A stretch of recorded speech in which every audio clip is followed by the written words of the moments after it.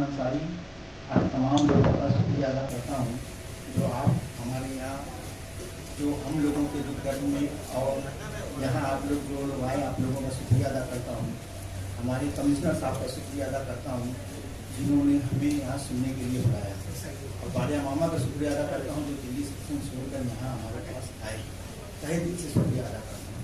और मैं ये चाहता हूँ कि मैं ये उम्मीद से आया हूँ, मैं ये उम्मीद लेके आया हूँ कि यहाँ जो लोग भी मौजूद हैं और हमारे कमिश्नर साहब और हमारी कॉर्पोरेशन हमारी मदद करेगी। मैं ये मुद्दा हमारा है कि हमारी मार्जिन गलत है।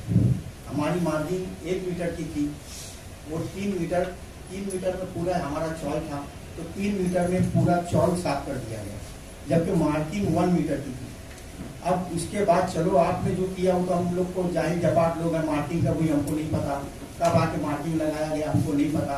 और उसके बाद जब हम लोगों ने जब हमारा घर टूटने के टाइम हम लोगों ने कहा कि हमको 2 दिन का टाइम दे दो, हमको ना तो वन नोटिस में हमारा घर तोड़ा गया, 1 महीने के अंदर नोटिस मिली, 1 महीने के अंदर कार्रवाई हो गई। और दूसरी बात है कि ना तो हमको तोरण का नोटिस मिला कि तुम्हारा पावर काटना है, ना तो नल का नोटिस मिला कि ना तुम्हारा नल काटना है, कोई नोटिस हमको नहीं मिला। और कार्रवाई इतनी तेजी से हो गई कि लोग कोई घर में खाना पका रहा है तो कोई खाना खा रहा है, दोपहर का टाइम था। हमने साहब से जो तोड़ने के लिए साहब आए थे, साहब का हमने रिक्वेस्ट किया, हाथ जोड़ा कि हमको 2 दिन का टाइम दे दो, आप 2 दिन का टाइम हमको दे दो, 2 दिन का टाइम हमको दे दो, 2 दिन में हम तोड़ देंगे, अपने जो भी रहेगा अपन जो भी रहेगा देखा जाएगा। लेकिन मुद्दा ये है सर कि हमारा 2 मीटर बच रहा है, वो 2 मीटर हमको दे दो, या कॉर्पोरेशन बना के दे या हम लोगों की मदद से बना ले, चाहे जैसे बना ले, मगर हम बना के वहाँ रहने लगेंगे। और दूसरी बात ये है कि आज हम भी तो जमाने से नल पट्टी है, घर पट्टी है वगैरह, यानी गवर्नमेंट हम टैक्स दे रहे हैं जो आम लोग दे रहे हैं। तो आज 50 साल से हम लोग वहाँ रह रहे हैं, आज हम वहाँ पैदा होके आज बूढ़े हो चुके हैं। तो बोल रहे थे सर कि जैसे कि जो मैं बोल रहा हूँ, आपसे रिक्वेस्ट करता हूँ आप एक बार उसकी नकली दोबारा करा लें और मौजूदगी में, अहमद भाई की मौजूदगी में, याकूब भाई की मौजूदगी में, तला भाई की मौजूदगी में, अगर आपको फुर्सत रहे तो आप भी आ जाइए, शोएब भाई की मौजूदगी में, सारे तमाम लोगों की मौजूदगी में एक बार उसकी नकली हो जाए। अभी आपको बताइए, सामने बिल्डिंग में आप टोटल चले जाइए, शमशान भूमि से लेके गोल्डन होटल तक चले जाइए, टोटल कुछ ना कुछ सब पे मार्किंग लगा हुआ है।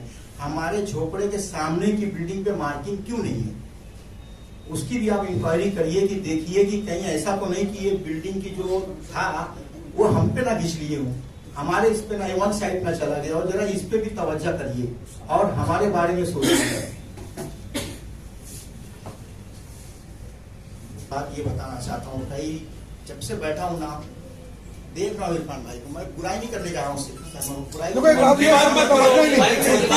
बात सुनो ना, वो तो तुम यहाँ पे अपनी बात कर रहे हो करो, आपको रोड पे जो बोलना है बोलना, यहाँ नहीं बोलना, वो यहाँ नहीं बोलना। तकलीफ की बात कर रहा हूँ मैं सर से ही, बेटा 1 मिनट, तो ये बात दूसरी बन जाएगी। नहीं मैं सुनो, मैं मेरी बात खाली सुन लो, मैं बता रहा हूँ सर, सिर्फ सुन लो, सब सुन लिया, तुम्हारा वीडियो पूरा शहर सुन लिया, मेरी बात सुनिए। अरे तुम्हारे लिए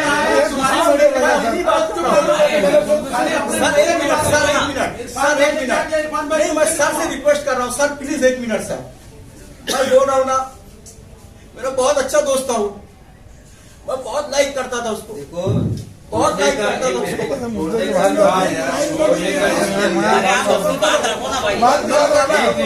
सभी लोग शांति से सुन लो जरा। कोई भी अतिक्रमण हो या कोई भी बांधकाम तोड़ने का काम ना इरफान डिसाइड करता है, ना वासिम डिसाइड करता है, ना ये डिसाइड करते हैं, हम डिसाइड करते हैं, वो भी कायदे कानून के हिसाब से डिसाइड करते हैं। तो कोई आप पर्सनल दुश्मनी या पर्सनल बात इधर मत कीजिए।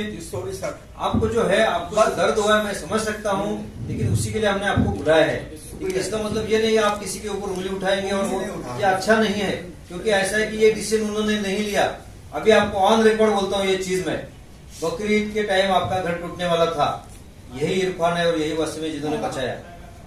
मालूम है आपको ये बात मालूम है क्या? नहीं मालूम, इसलिए मैं आपको ऑन रिकॉर्ड बता रहा हूँ, जो मेरे पास राइटिंग में रिपोर्ट है। ऑफिसर का राइटिंग में रिपोर्ट है मेरे पास। इन्हीं लोगों ने आपका घर उस टाइम तोड़ने से बचाया कि सर थोड़ा फेस्टिवल का सीजन है, इनके लिए आज थोड़ा रुकिए, और हम रुक गए। ये हकीकत है, ठीक है। तो आप किसी का नाम लेके मत कीजिए। प्रशासन जो है वो अपने अपने हिसाब से कार्रवाई करता है, किसी के फेवर में और किसी के अगेंस्ट ऐसा कार्रवाई का कोई संबंध नहीं। कायदा कानून सबके लिए समान है, इतना आप समझ के चलिए। आपका हो गया बोल के अभी नहीं, वही बस ये पर्सनल बात छोड़ दो, आपके काम की बात करो, काम की बात करो। वही बोल रहा हूँ कि जैसे आप इसको नपनी एक बार और करवा लीजिए। अगर उस नपनी में अगर हमारा बचता है तो हमको दे दीजिए, चाहे कॉर्पोरेशन बना कर दे, हम चाहे जैसे बना लें। और दूसरी बात कि अगर नहीं बचता है तो हमको कहीं रहने के लिए दे दें, बस यही हमारा है। और कोई दूसरा टॉपिक नहीं है। ठीक है।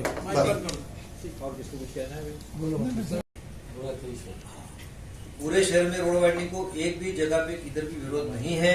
सब लोगों ने पुल के सामने आके कोऑपरेशन किया है। जैसे अभी आमदार साहब की आपने इन्होंने बात की, आमदार साहब ने खुद अपने हाथ से उनके जो सगे संबंधी थे उनका भी घर तोड़ने के लिए बोला है कि ये रास्ता वाइडनिंग करना जरूरी है शहर का। अभी अपने को और अगर 25 साल इस शहर में रहना है तो रास्ता अगर नहीं बनाएंगे तो कैसे रहेंगे?